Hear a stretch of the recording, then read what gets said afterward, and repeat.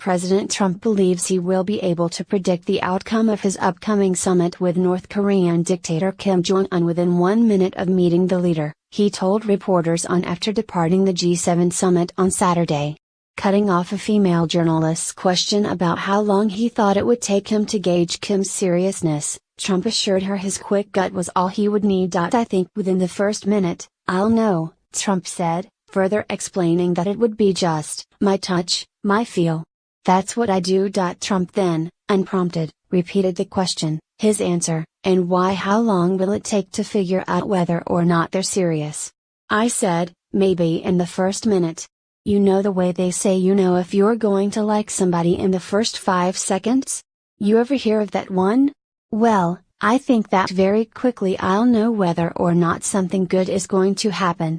I also think I'll know whether or not it will happen fast. May not. But I think I'll know pretty quickly, whether or not, in my opinion, something positive will happen.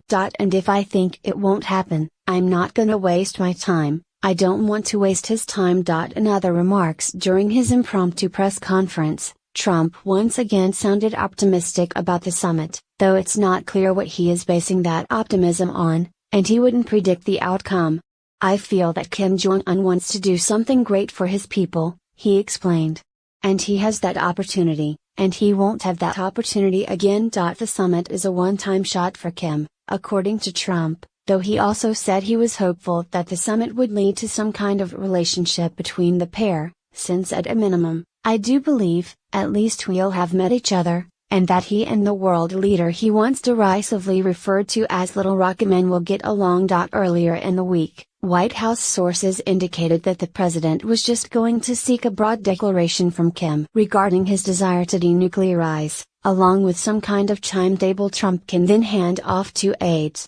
A Trump administration source also told Bloomberg if the two men hit it off, Trump might also invite the dictator to Mar-a-Lago later this year. On Thursday, the president indicated that the chance to size up Kim was his main focus of the summit and, as such, he didn't think it was important for him to prepare much for the meeting. That means that Secretary of State Mike Pompeo's reported attempts to conduct as many as 10 hours of pre-summit briefings a week for the homework of Vice President may have been in vain. Trump's apparent strategy, to essentially wing a historic peace summit over nuclear weapons with one of the world's least trustworthy authoritarian regimes like it's a real estate deal or reality television reveal, is unlikely to play out well. In addition, Trump may be bringing his gut, but he's not bringing along any nuclear science advisors.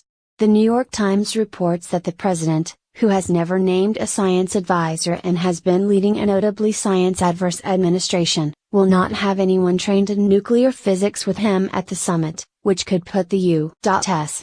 at tactical disadvantage. Former basketball star and current marijuana cryptocurrency billboard Dennis Rodman is going to be in Singapore amid the summit, however. On Friday, Trump said Rodman wasn't invited to the negotiations but that he liked Rodman, who he fired from Celebrity Apprentice for misspelling his wife's name. Dennis Rodman was a great rebounder, the president added. Authoritarian Apprentice's season premieres live from Singapore on Tuesday.